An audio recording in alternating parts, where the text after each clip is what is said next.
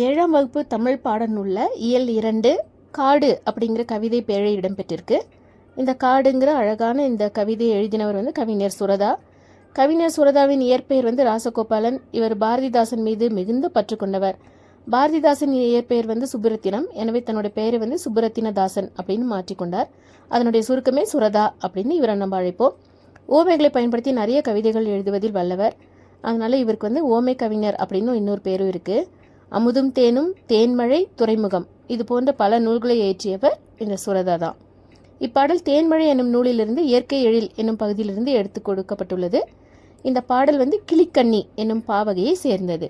அதாவது கிளியின் மொழி போன்ற இனிய சொற்களை பேசும் பெண்ணை நோக்கி கூறுவதாக இந்த பாடப்படும் இசைப்பாடல் வகை கிளிக்கண்ணி ஆகும்.